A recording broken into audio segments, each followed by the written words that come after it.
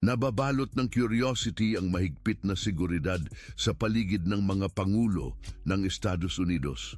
Oo, lahat tayo ay narinig na tungkol sa The Beast, ang heavily armored na sasakyan ng Pangulo, ang Secret Service at iba pa.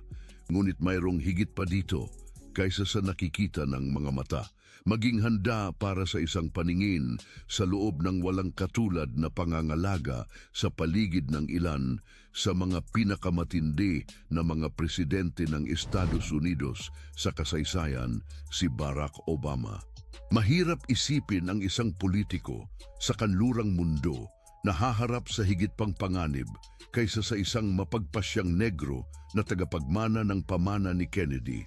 Sa isang bansa na nabaliw sa patuloy na kasaysayan ng pag-aaway ng mga lahi, ekstremong kilusan sa kanang panig at madaling akses sa armas, tuwing may lumalabas na kumukwestiyon sa seguridad ni Obama, isang kolektibong pakiramdam ng pag-aalala ang bumabalot sa Estados Unidos. Hanggang sa ngayon, dalawang ganitong kumukwestiyon ang lumitaw, ang kaso sa Memphis, Tennessee, at isang mas hindi gaanong detalyadong plano na natuklasan sa panahon ng Democratic Convention sa Colorado.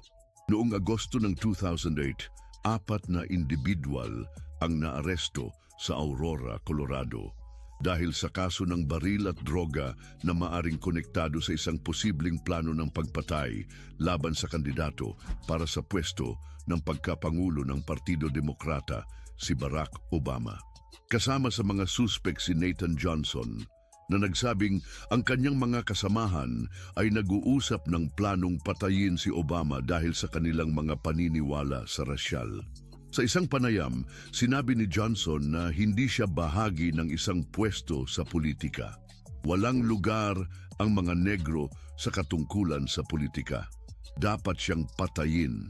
Nakita ng mga autoridad ang high-powered rifles, walkie-talkies, camo attire at droga sa isa sa mga sasakyan na minamaneho ng isa sa mga suspek.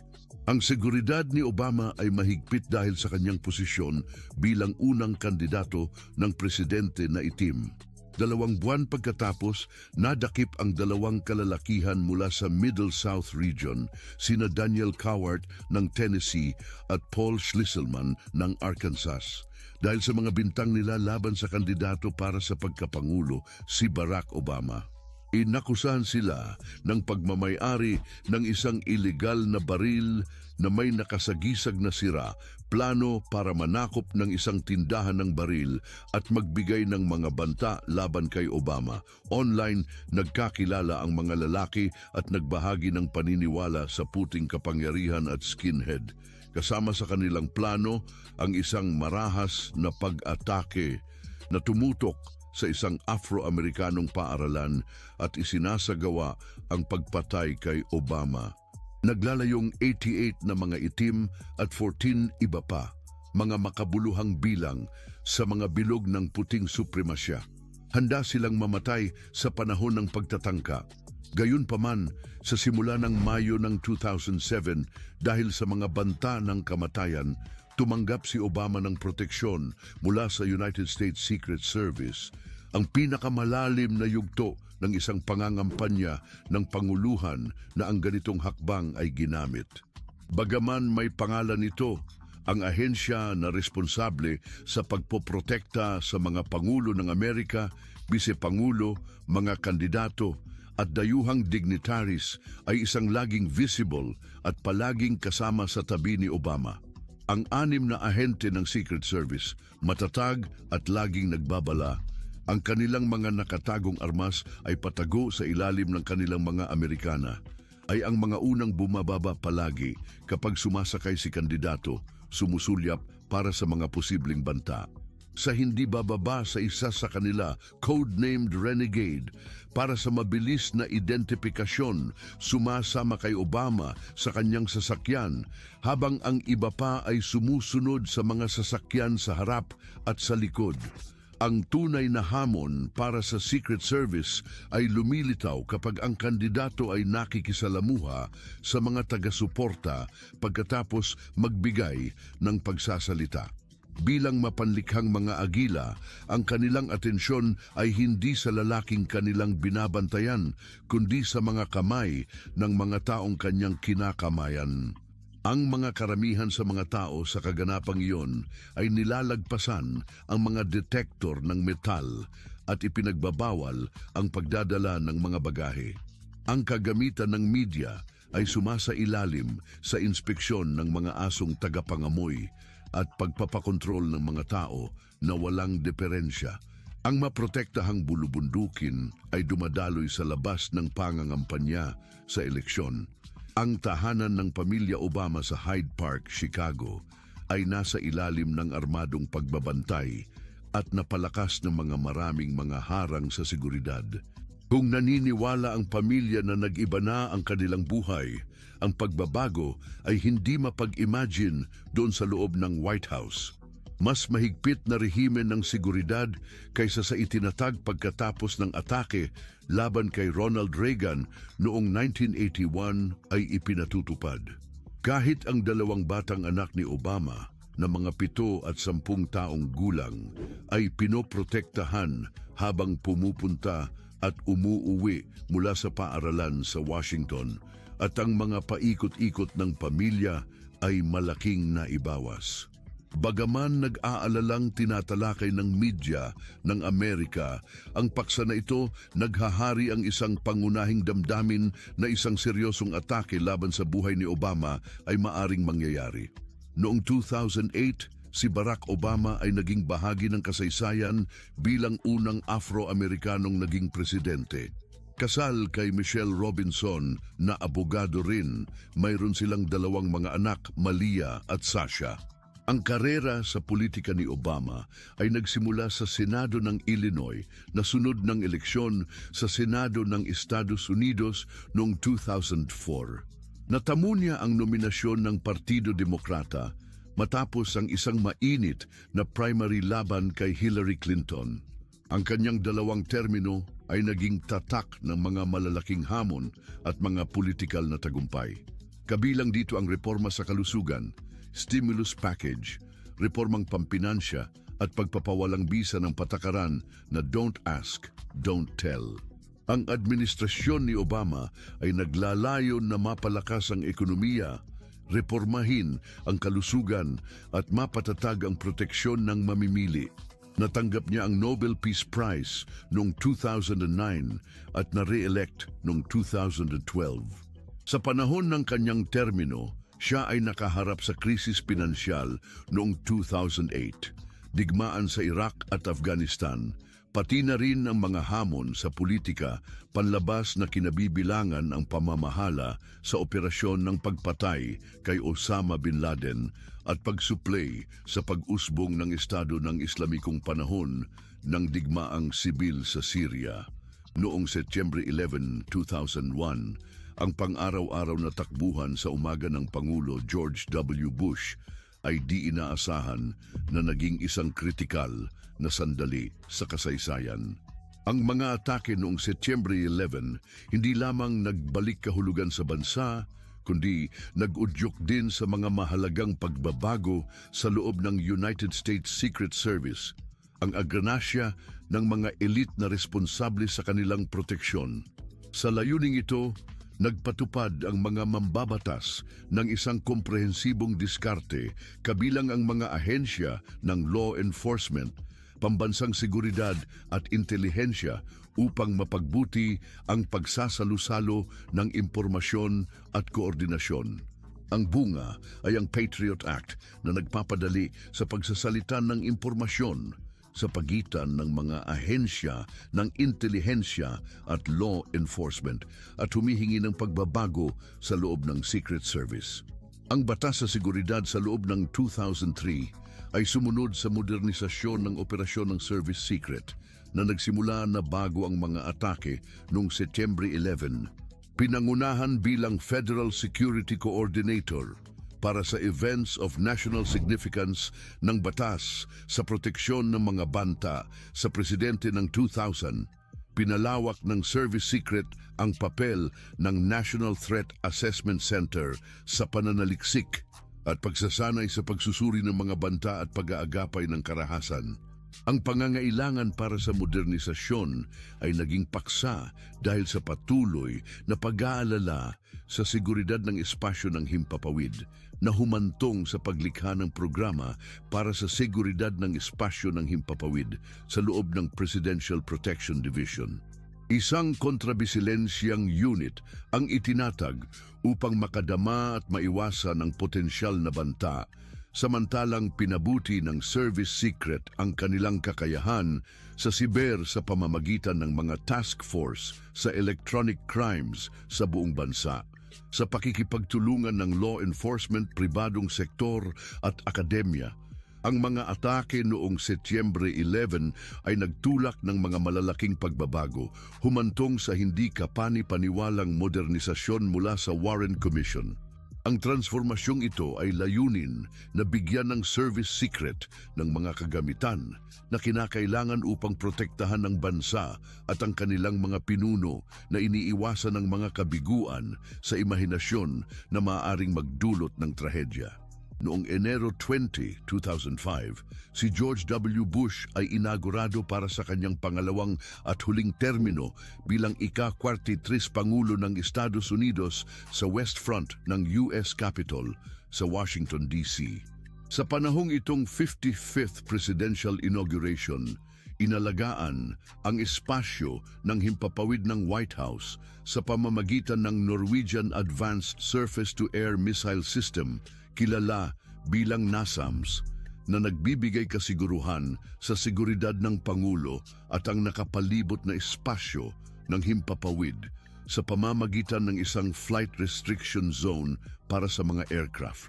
Ang NASAMS ay isang sistem na nilikha ng espesipiko para sa medium-range air defense na kayang mag-engage sa aircraft, helicopters, cruise missiles at UAVs. Bukod sa pagprotekta sa mga high-value assets at densely populated areas tulad ng National Capital Region, NCR, ito rin ay kaya harapin ang mga airborne at surface threats. Binuo sa kooperasyon ng Raytheon at Kongsberg, ang NASAMS ay nakaabot sa full operational capability noong 1994 at una itong ginamit ng Royal Norwegian Air Force. Ang sistema ay maaaring maka-engage ng hanggang 722 target ng sabay-sabay sa mga aktibong at pasibong mga mode gamit ang mga aktibong missile na may mga search para maka-intercepta sa mga target sa malalayong distansya mula sa pananaw. Binubuo ng 3 launchers. Bawat isa ay maaaring magdala ng hanggang 6 na missile. Bagaman ang medium-range air-to-air Advanced Missile AIM-120, ang pangunahing armas nito, maaari ring ilunsad ng NASAMS ang Sidewinder AIM-9X, ang Evolved Sea Sparrow Missile at mga indigenous missiles. Ang unang hakbang ni Bush bilang presidente, ang pagtatatag ng Office of Faith-Based and Community Initiatives, ay nagdulot ng kontrobersiya sa pagsusuporta sa mga organisasyon na kaugnay ng simbahan gamit ang pondo ng gobyerno. Gayunpaman, nag-promote rin si Bush ng bipartisan efforts tulad ng No Child Left Behind Act na nagdala ng malaking pagbabago sa patakaran sa edukasyon. Matapos ang 11 de Setyembre 2001 na mga teroristang pag-atake, nagkaisa si Bush ang bansa sa kanyang liderato sa panahon ng krisis. Nakakamit ang isang record na 90% ng pagsang-ayon. Pinangunahan niya ang inbasyon sa Afghanistan, nagpalayas ng Taliban papuntang mga kalapit lupain. Gayunpaman, ang digmaan ay umabot sa mahabang panahon, nagiging pinakamahabang labanan sa Amerika at ang pagkaka-capture kay Osama bin Laden ay nagpatuloy sa panahon ng pamumuno ni Barack Obama hanggang 2011. Sa ikalawang termino, ang mga pagsisikap ni Bush para sa mga reforma sa Social Security at imigrasyon ay tumututol sa Kongreso. Ang mga tax cuts kasama ng mataas na gastusin dulot ng mga digmaan sa Iraq at Afghanistan ay nagresulta sa malalaking deficits.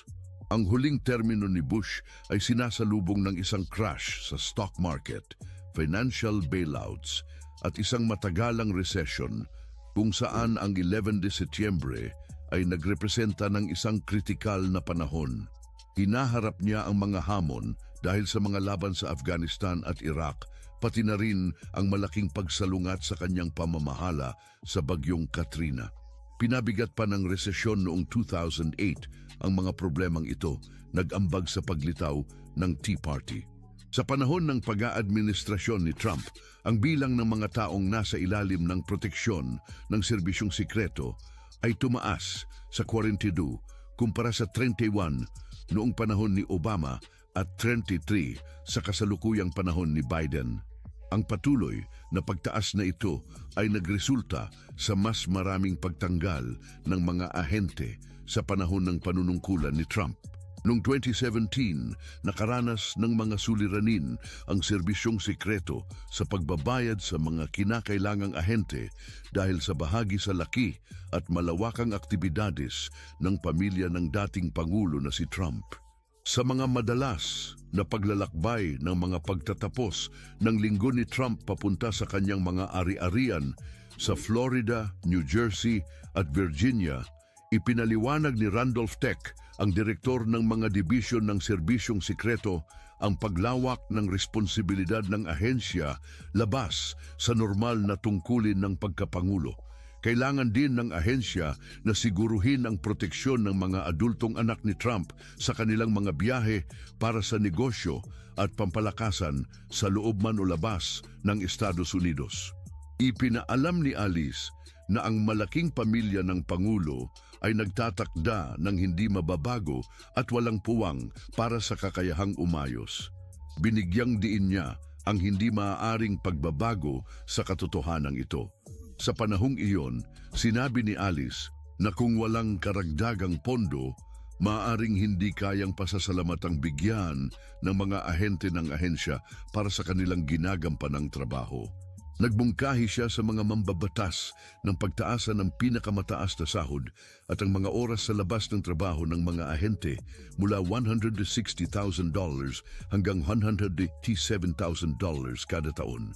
Gayunpaman, kahit na may mga pagbabagong ito, hindi pa rin nangangahulugan na ang mga halos 130 na veteranong ahente ay wastong mababayaran para sa mga oras sa labas ng trabaho na kanilang naipagkaitang.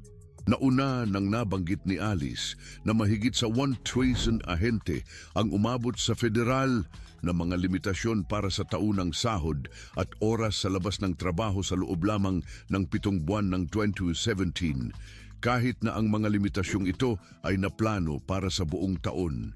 Ang matinding mga pangangailangan ng misyon sa proteksyon at pagtaas ng bahagi ng mga biyahe ay nagkasalubong sa isang panahon ng pampulitikang pagtatalo kung saan karaniwan ng hinaharap ng ahensya ang kanilang mga pinakamahirap na mga hamon sa seguridad. Ang presyon sa kompensasyon ay nagresulta sa mga pag-uusap kasama ang mga makapangyarihang mambabatas upang isaalang-alang ang pagtaas ng kombinadong limitasyon ng sahod at oras sa labas ng trabaho para sa mga ahente na nagbunga sa pag-apruba ng isang batas noong 2018, pinirmahan ni Trump na pinalawig ang mga hakbang na paliwanag hanggang 2023. Noong taon 2019, pinangunahan ni David Cho ang Presidential Protection Division para kay Donald Trump. Tinanggap niya ang medalya ng kagalingan sa serbisyo mula sa kalihim ng seguridad ng bayan dahil sa kanyang dedikasyon sa pakikipag-usap sa mga otoridad ng Hilagang Koreano para sa mga pulong kasama si Kim Jong-un na nagpapalakas ng seguridad ng Pangulo Trump. Naglaro si Cho ng mahalagang papel sa pag-oorganisa ng lahat ng aspeto ng seguridad sa mga pagbisita ng Pangulo sa Korea Hilaga. Habang siya ay namumuno sa Presidential Protection Division sa White House, siya rin ay kasama sa mga matataas na usapan kasama ang mga dayuhang leader. Noong 2020, ang mga hakbang sa seguridad sa Mar-a-Lago, ang bahay ng taglagas ni Trump, ay kinwestiyon matapos ang pag-aresto ng 2 mamamayan ng Chino sa magkahiwalay na insidente. Sinabi ng author na si Ronald Kessler na madalas pumupunta sa Mar-a-Lago at sumulat ng mga aklat tungkol sa panunungkulan ni Trump at Secret Service na ang club ay lubos na ligtas. Binibigyang diin ang pagkakaroon ng isang pasilidad ng mga sensitibong impormasyon sa basement kung saan ang mga klasipikadong material ay maaaring ma-access ni Trump nang walang panganib ng electronic intrusions. Kapag naroon si Trump, ang Secret Service ang nagmamanage ng mga seguridad na nagtatagal sa Pangulo malayo sa mga miyembro ng club. Ipinaliwanag ni Kessler na isang perimetro ang inaalagaan sa paligid ng lugar ng pagkain ni na Trump at Melania, kung saan pinipigilan ng mga miyembro ng club na lumapit ng walang imbitasyon. Bukod dito, gumagamit ang Secret Service ng mga device na nagdidetect upang bantayan ang mga posibleng bugging o nakikinig na device na maaaring subukan ng mga bisita o manlalabag na i-install. Gayunpaman, ang mga insidente na nauugnay sa mga intruder ay nagdulot ng pag-aalala sa seguridad. Isang babae mula sa China ang nakalapit sa mga ahente at nakakuha ng access noong tagsibol, habang ang isa ay sumusok sa mga pasilidad 2 araw bago ang pagbisita ng Pangulo noong Disyembre 2020. Ang kakaibang katangian ng Mar-a-Lago bilang isang pampublikong lugar na may semi-pampublikong status ay nagpapresenta ng mga hamon sa pagsunod sa kumpletong seguridad. Pinuna ni Lisa Ruth, dating analista ng CIA, na malibang ang ari-arian ay ilagay sa mahigpit na kontrol na may masusing mga pagsusuri sa seguridad, mahirap marating ang ganap na seguridad. Gayunpaman, bagaman ang istrukturang ito ay naglalaman ng mga available na security features upang mapabuti ang iyong proteksyon, mahalaga na tandaan na hindi ito umabot sa parehong antas ng seguridad ng White House.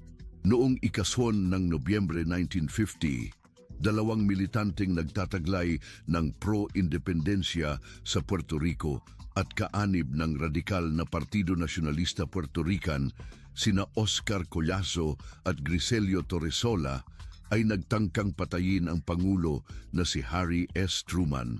Sa mga taon na 1948 hanggang 1952, habang ang White House ay sumasailalim sa malalimang pagbabago, nanirahan si Truman at ang kanyang pamilya sa Blair House na matatagpuan sa hilagang bahagi ng Pennsylvania Avenue, malapit sa White House.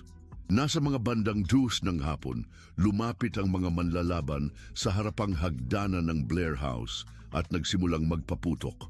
Ang opisyal ng Secret Service na si Leslie Coffelt ay matalimang nasugatan, ngunit nakaganti at pinatay si Torresola. Sinubukan ni Collazo na paputukan mula sa likod si Secret Service Officer Donald Birdsell, ngunit nagkaroon ng aberya ang kanyang baril. Matapos ayusin ang baril, pinaputukan ni Collazo si Birdsell, tamaan ito sa tuhod. Nagpapaputok din ang mga ahente ng Secret Service na sina Floyd Boring at Joseph Davidson kay Collazo. Sa kabila ng paglaban ni Collazo, siya ay nasa madalian din at si Birdsell, kahit sugatan, ay nakipaglaban. Nasugatan si Collazo sa ulo at sa kanang braso mula sa mga putok ng .38 caliber. Natutulog si Truman sa kanyang silid sa ikalawang palapag nang simulan ang pamamaril. Nakakita siya kay Collazo sa harapang hagdanan sa pamamagitan ng bintana at tinuruan siya ng isang gwardya ng White House na magtago na kanyang ginawa. Hindi naapektuhan si Truman sa hindi matagumpay na pagpatay. Nagpatuloy siya sa kanyang mga naka-schedule na gawain sa araw na iyon, anupat sinabing dapat asahan ng isang pangulo ang mga ganitong pangyayari. Hinatulan si Collazo ng kamatayan, ngunit binawasan ni Truman ang hatol sa habambuhay na pagkakabilanggo noong ika-24 ng Hulyo 1952. Pagkatapos, noong Setyembre 1979, binawasan ni Pangulong Jimmy Carter ang hatol ng habambuhay kay Collazo na nagresulta sa kanyang paglaya mula sa bilangguan. Kahit nasubukan ang pagpaslang, sinuportahan ni Truman ang isang plebisito sa Puerto Rico noong 1952 upang malaman ang kinabukasan ng isla sa Estados Unidos. Ang katayuang umiiral noong 1950 ay pinagtibay ng halos 82% ng mga botante.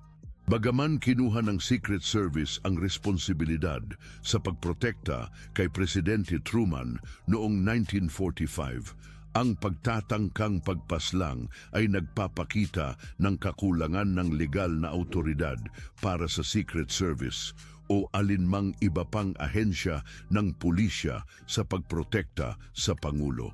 Upang sagutin ang alalahanin na ito, pumirma si Presidente Truman ng isang batas noong ika-16 ng Hulyo 1951 na nagbibigay ng legal na awtoridad sa Secret Service upang protektahan ang Pangulo na halal, ang Vice-Pangulo at kanilang mga pamilya.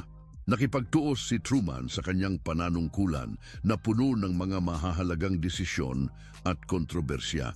Nagpatupad ang Secret Service ng mahigpit na mga hakbang sa seguridad sa Washington, D.C. at sa kanyang pananatili sa independence. Naggawa ang mga malalaking pagbabago sa kanyang tinitirhan, kabilang ang pagtatayo ng isang guardhouse na 10x10 pes sa likuran malapit sa garahe. Si Harry Truman ay ang ika-33 Pangulo ng Estados Unidos na sumalo sa pwesto matapos mamatay si Franklin D. Roosevelt. Sa simula ng kanyang panunungkulan, isinagawa niya ang makasaysayang desisyon na ipasabog ang mga bomba ng atom sa Hapon na nagtapos sa ikalawang digmaang pandaigdig. Nagsimula ang karera ni Truman sa serbisyo pampubliko bilang hukom ng lalawigan at noong 1934 nanalo siya ng isang pwesto sa Senado ng Estados Unidos. Sa kanyang unang termino, isang mahalagang papel ang ginampanan niya sa pagpopondo ng mga inisyatiba ng New Deal ni Presidente Roosevelt bilang miyembro ng Senate Appropriations Committee. Nahirang siya sa Interstate Commerce Committee at pinangunahan ng isang komite ng Senado na nag-imbestiga sa pandaraya at korupsyon sa mga kontrata ng depensa ng federal na kumita ng pambansang pagkilala. Habang lumalapit ang eleksyon ng 1944, hinahanap ng mga leader demokrata ang bagong running mate para sa Presidente Roosevelt. Ang integridad at popularidad ni Truman ang nagdulot sa kanya na maging paboritong pagpipilian at tinanggap niya ang alok. Ang kanyang termino bilang Vice-Presidente ay maikli dahil siya ay umupo bilang Pangulo noong Abril 12, 1945. Matapos ang pagpanaw ni Roosevelt, kinaharap ni Truman ang iba't ibang kritikal na hamon sa pagtatangan bilang Pangulo. Sa unang mga buwan, ipinagdiwang niya ang tagumpay sa Europa at nagpayag sa mga atomic bombing sa Hiroshima at Nagasaki sa Japan. Iniratipika rin niya ang kasunduan ng mga nagkakaisang bansa. Ang di inaasahang tagumpay ni Truman sa eleksyon noong 1948 ay nagbigay sa kanya ng pangalawang termino. Sa panahon ng kanyang pamahalaan, inihayag niya ang malawak na programa ng 21 puntos na kilala bilang Fair Deal. Ang programang ito ay pumuprotekta sa pagpapalawak ng Social Security, buong empleyo, makatarungang mga gawain sa trabaho, pampublikong pabahay at pag-aalis ng mga slums. Bilang tugon sa pagsalakay ng Hilagang Korea sa Timog Korea noong 1950, agad na ipinahayag ni Truman ang pagtugon ng militar ng Estados Unidos sa kasalukuyang tunggalian. Gayunpaman, ang interbensyon ng China ay humiling ng isang pagbabago para sa isang estratehiya ng containment. Ang pagbibitiw ni Truman mula sa General Douglas MacArthur para sa insubordinasyon ay nagdulot ng kontrobersya. Hinarap din ng Pangulo ang mga suliraning panloob, kabilang ang isang labor dispute sa pagitan ng United Steel Workers of America at ng mga pangunahing steel mill. Hindi kayang lutasin ang hidwaan, ipinag-utos niya ang pagkubkob sa mga mill ng gobyerno ng Bundesal, isang hakbang na mamaya'y itinuturing na labag sa konstitusyon ng Korte Suprema. Ang Pangulo Joe Biden ay naglalakbay sa isang espesyalisadong at balikat na bakod na limusina pangulo na tinatawag na Beast na sumasama sa kanya sa lahat ng kanyang mga biyahe malayo sa White House, pareho sa dayuhang teritoryo at sa United States. Ang katiwasayan at proteksyon ay prioridad sa disenyong ng Beast.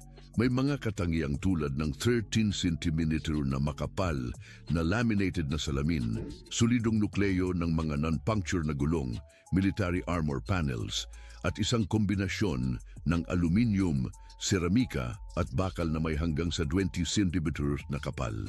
Na may bigat hanggang sa 9 tonelada, maaaring mag-accommodate ang limusina ng hanggang sa 7 katao at may advanced na teknolohiya tulad ng night vision at defense systems tulad ng smoke curtains at oil spillage. Ginamit ang Beast sa mga mahahalagang okasyon tulad ng libing ni Queen Elizabeth II noong Setyembre 2022, pati na rin sa unang pagbisita ng Pangulo Biden sa United Kingdom noong Hunyo ng parehong taon. Bukod dito, ang Pangulo ng Estados Unidos ay may maraming mga opsyon para sa transportasyon, kabilang ang Air Force One na isa sa mga pinakaprominente para sa internasyonal na mga biyahe. Sa kasalukuyan, ang sanggunian ay para sa dalawang highly customized na eroplano ng serye ng Boeing 747-200B na tinukoy sa pamamagitan ng mga code ng buntot na 2800 at 2900, opisyal na tinukoy bilang VC-25A ng hukbong himpapawid. Ang Air Force One na may kakayahan sa aerial refueling ay may walang katapusang saklaw at maaaring maghatid ng Pangulo sa kahit anong destinasyon. Bagaman mayroon itong pribadong tahanan, meeting spaces, medical unit at presence ng Secret Service agents, mahalagang banggitin na ang eroplano ay walang armas. Kahit walang armas, ang eroplano ay may epektibong mga mekanismo upang ma-neutralize ang posibleng mga banta kahit walang armamento. Ang eroplano ay naka-equipped ng serye ng infrared countermeasures na disenyo upang in-neutralize ang potensyal na mga misil na sa ere o sa lupa. Kasama sa mga ito ay ang pag-install ng AN/ALQ-204 Matador jammers na naglalabas ng modified infrared signals upang linlangin ang mga missile sensors, epektibong pinapangit ang heat signatures ng mga 747 engines. Mayroon din ang eroplano ng reflective material at flares na, kapag ito ay ina-activate, naglalabas ng matinding init upang ipag-deviate ang mga missile mula sa kanilang trajectory. Ang mga electronic systems ng eroplano ay protektado laban sa electromagnetic pulses at ito ay may advanced at secure communication equipment. Gumagana bilang isang mobile command center sa oras ng attack sa Estados Unidos. Ang Air Force One ay may secure communication systems, kasama ang telepono, computer at radyo, lahat ay may coding sa seguridad. Bukod dito, may mga advanced scramblers ito upang maka-interfere sa radar signals sa mga risky areas sa airspace, nagprotekta laban sa posibleng mga attacks at panatilihin ang Pangulo na anonymous kapag kinakailangan. Dagdag pa rito, ang presidential plane ay may 2 kitchens na kaya mag-store ng mga 2,000 meals at abundang potable water. Maaaring manatiling airborne ito ng 2 hanggang 3 araw, depende sa bilang ng pasahero, bago maubos ang mga supplies, habang ang full tank takeoff ay nagbibigay ng mga 15 oras ng uninterrupted flight. Ang kakayahan nito sa in-flight refueling ay nagbibigay daan sa mga extended flights patungo sa mga essential stopovers. Ang Boeing 747 na ito ay nagpapababa ng dependensya sa airport facilities. Mas gusto nitong gumamit ng mga runway para sa seguridad. May retractable stairs para sa access sa lower deck at self-sufficient baggage loader na nagpapadali sa pagboarding ng mga pasahero para sa kahit anong misyon. Ang pasilidad na pang-medical sa loob ay kapansin-pansin din. Mayroong isang doktor na palaging available para sa mga emergency sa kalusugan, isang pangkalahatang nag-aabastesido na parmasya, iba't ibang medikal na kagamitan at kahit isang operating table. Sa lahat ng itong mga mapagkukunan na available, maaaring maramdaman ng Pangulo at iba pang mga pasahero ang kanilang kapanatagan sa kanilang kalusugan kahit nasa 35,000 talampakan ng taas. Bago ang panunungkulan ni Theodore Roosevelt, ang seguridad ng presidente ay isang kombinasyon ng pribadong seguridad, lokal na pagpapatupad ng batas at mga kasosyo ng presidente. Sa panahon ng biyahe sa gitnang kanluran noong 1897, ang epektibong proteksyon ni William McKinley ay isinasaayos ni William Williams, direktor ng Pampublikong Seguridad sa Columbus, Ohio.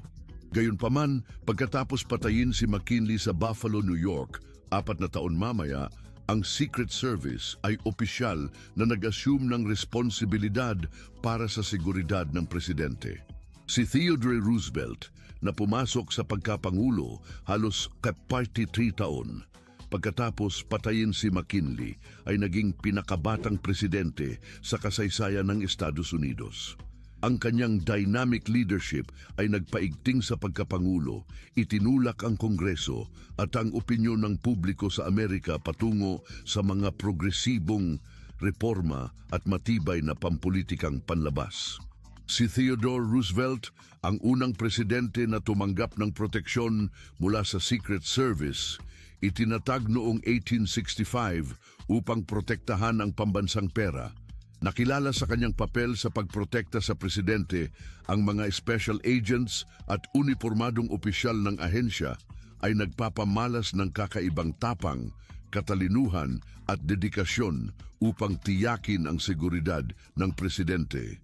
Ang mga responsibilidad ng Secret Service ay malaki ang naging paglawak, kabilang ang proteksyon sa presidente, kanyang pamilya, mga kandidato sa pagkapangulo, dating presidente, pati na rin sa seguridad ng mga opisinang executive at mga misyon sa diplomasya. Ang mga special agents ay sumailalim sa isang mahigpit na pagsasanay sa pamumuno ng mga profesional na may karanasan na nakatuon sa tagumpay ng misyon at personal na pag-unlad.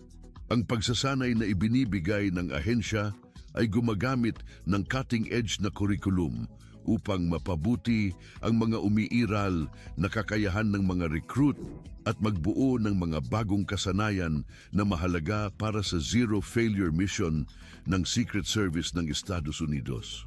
Sa unang taon ng trabaho, dumadaan sa masusing formal na pagsasanay sa silid-aralan, pagsasanay pisikal, pagsasanay sa paggamit ng baril, at mga ehersisyo sa simulasyon ang mga trainees ng mga espesyal na ahente. Ang mga bagong trainees ng mga espesyal na ahente ay sumasailalim sa matinding pagsasanay ng ilang buwan na itinuro sa mga programa na itinatag sa Federal Law Enforcement Training Center o FLETC sa Glencoe, Georgia.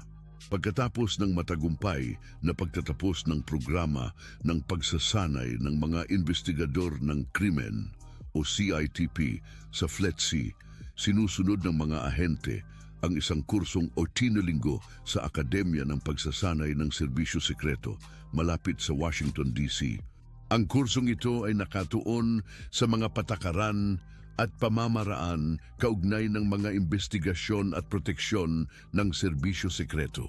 Sa panahon ng pagsasanay, ang mga trainees ay nakakatanggap ng mga pangunahing kaalaman pati na rin ng pang-advance na praktikal na pagsasanay sa mga larangan tulad ng pakikibaka sa mga krimen, sa pinansyal, pagpapatakbo ng mga investigasyon sa intelihensya ng proteksyon, paggamit ng mga diskarte sa pisikal na proteksyon, pamamahala sa mga abanting proteksyon at pagbibigay ng emergency na unang saklolo.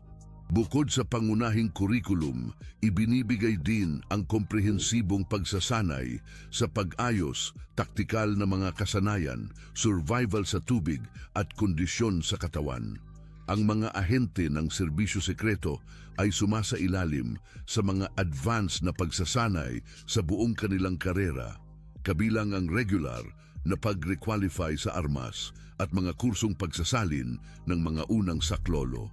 Ang mga nasa mga tungkulin ng proteksyon ay sumasali sa mga espesyal na selyadong simulators ng pagsasanay ng mga krisis na binubuo ang iba't ibang mga senaryo ng tunay na emerhensya. Ang mga ahente sa field ay mayroon ding pagkakataon na sumali sa mga advanced na pagsasanay sa mga investigasyon ng krimen. Sila ay ini-encourage na sumali sa mga sesyon ng pagsasanay na inoorganisa ng iba pang mga ahensya ng batas. Lahat ng kawani ng serbisyo sekreto ay sumasailalim sa iba't ibang uri ng mga kurso para sa personal at pangmenaryo na pag-unlad, saklaw, ang mga paksa tulad ng etika, pagkakaiba-iba, mga kasanayan sa pakikipag-ugnayan, praktikal na liderato at panguna sa pamumuno upang itaguyod ang propesyonal na pag-unlad ng buong kawani ng serbisyo sekreto. Noong digmaang Hispano-Amerikano, nanguna si Roosevelt sa Regimiento Rough Rider, nagpamalas ng tapang sa laban sa Batalya ng San Juan. Pagkatapos ng panahong ito, sumali siya sa politika ng estado ng New York at naging gobernador. Bilang presidente, ipinagtanggol ni Roosevelt ang interbensyon ng pamahalaan sa mga hidwaang pang-ekonomiya na naghahangad ng katarungan sa pagitan ng kapital at trabaho ng walang paboritismo. Nagtuloy-tuloy siya sa mga aksyon antitrust at naging kilala bilang isang itinutumba ang mga pananamantala. Nagkaroon ng mahalagang papel si Roosevelt sa pagsasama ng global na papel ng Estados Unidos, ginagawang popular ang kasabihang magsalita ng banayad at magdala ng malaking tungkod. Pinadali niya ang pagtatayo ng kanal ng Panama. Itinatag ang korolaryo ni Roosevelt sa Doktrina Monroe at naghatid ng mga pag-uusap sa digmaang Ruso-Hapones, tumanggap ng Nobel Peace Prize bilang pagkilala. Tagapagtanggol ng conservation, pinalawak niya ang mga national forest, itinatag ang mga public land reserves at sumuporta sa mga mahahalagang proyekto ng irigasyon. Nakikipag-ugnayan sa mga kampanyang walang pagod, hinangaan ni Roosevelt ang mga tagapakinig sa kanyang energy at mapusok na mga talumpati. Sa pag-atras sa pagkapangulo noong 1909, umalis siya para sa isang safari sa Africa at pagkatapos ay bumalik sa politika. Noong 1912, tumakbo siya para sa pagkapangulo sa pamamagitan ng tiket progresista at nailigtas sa isang pagsusubok sa pagpatay habang nasa kampanya sa Milwaukee. Ang kahalagahan ni Roosevelt ay nanatili hanggang sa kanyang kamatayan noong 1919 at nagpahayag siya, "Walang lalaki ang may mas masayang buhay kaysa sa aking naranasan, isang buhay na mas masaya sa lahat ng bagay." Pinag-utos niya ang ahente espesyal Drew Unruh na baguhin ang ruta patungo sa George Washington University Hospital. Isa sa 6 na bala ng kalibre Packard 22 na tumama sa limusina ng Pangulo ay tumagos sa dibdib ni Reagan malapit sa kanyang kaliwang kili-kili. Pero sa kabila ng pagtatangka na sumabog sa pinsala, hindi ito nagawa. Ang pinakamalaking panganib sa buhay ni Reagan ay dulot ng pagkawala ng dugo at pagbagsak ng baga. Na-deviate ng bala mula sa ikapitong tadyang sa kaliwang bahagi nang pumasok sa katawan ni Reagan na nagdeforma sa isang pindutin na anyo. Sa pagtusok sa kaliwang baga, nagdulot ito ng malalim na pinsala sa tisyu ng baga na nagresulta sa pagdurugo at pagbagsak ng baga. Sa huli, ang bala ay naipit mga 1 pulgada mula sa puso ni Reagan. Ang karaniwang pamamaraan para gamutin ang pagbagsak ng baga ay kasama ang pagset ng isang thoracic drain, isang plastic na tube na isinasaksak sa pagitan ng mga tadyang at sa cavity ng baga kung saan matatagpuan ang mga baga. Ito ay isang relasyong simpleng proseso medikal na madalas na isinasagawa ng mga mag-aaral ng medisina sa ilalim ng pangangasiwa pagkatapos nilang mapanood ang proseso isang beses. Sa puntong iyon, isang mag-aaral mula sa George Washington University School of Medicine na nakapanood na ng paglalagay ng thoracic drain noon ay malapit ng isagawa ang prosesong iyon sa pagtutok ng isang residente. Gayunpaman, dahil sa kahalagahan ng sitwasyon, mabilis na binago ang plano nang dumating si Ronald Reagan sa emergency room matapos ang pamamaril. Sa lahat ng pangyayari, ang koponan ni Reagan ay nagtatangkang ipakita siya na nasa mabuting kalusugan, bagaman kinumpirma ni Dr. Daniel Ruger, ang doktor ni Reagan, na ang paggaling mula sa ganitong insidente ay hindi mabilis o madali. Naharap si Reagan sa malubhang pagkawala ng dugo, katumbas ng higit sa kalahati ng kanyang dami ng dugo, at kailangang magpasa ng pagsalitang ng nawalang dugo. Ayon kay Ruger, si Reagan ay ganap na nakabangon mga 6 hanggang 7 na buwan matapos ang pamamaril. Nagpapatunay na naapektuhan ang kanyang kalagayan ng isang pahabang panahon. Matapos ang pag-survive sa pagtatangka sa kanyang buhay, pinalakas ni Ronald Reagan ang kanyang pananalig na ito ay nakatakdang gawin ang kanyang tungkulin at itinalaga ng mas higit na kapangyarihan.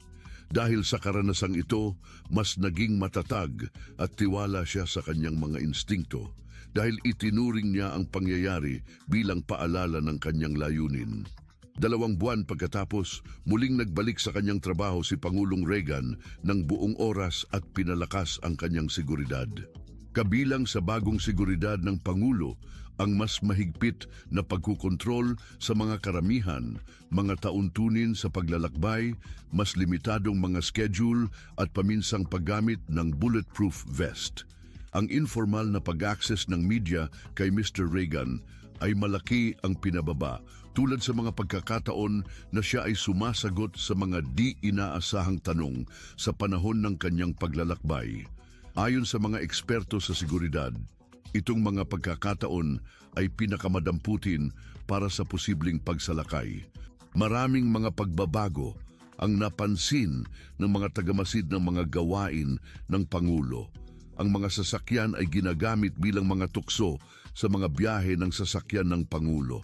At ang mga sniper ng Secret Service ay kasama sa kanyang mga pagtatanghal, tulad sa kanyang talumpati sa mga kadete sa West Point noong 1981. Kahit nagpahayag si Reagan ng kagustuhan na patuloy na makihalubilo sa publiko, mas bukas siya sa mga payo ng kahandaan mula sa mga ahente ng Secret Service. Ang kanyang panunungkulan na sumasaklaw sa isang pagsiklo sa loob ng ekonomiya at isang estratehiya ng pulisi sa labas na nakatuon sa kapayapaan sa pamamagitan ng lakas, nangyari mula 1981 hanggang 1989. Handa ka na bang mahikayat sa mga nakaakit na kwento tulad nito? Mag-click sa susunod na card para manood ng higit pang kagulat-gulat na mga video.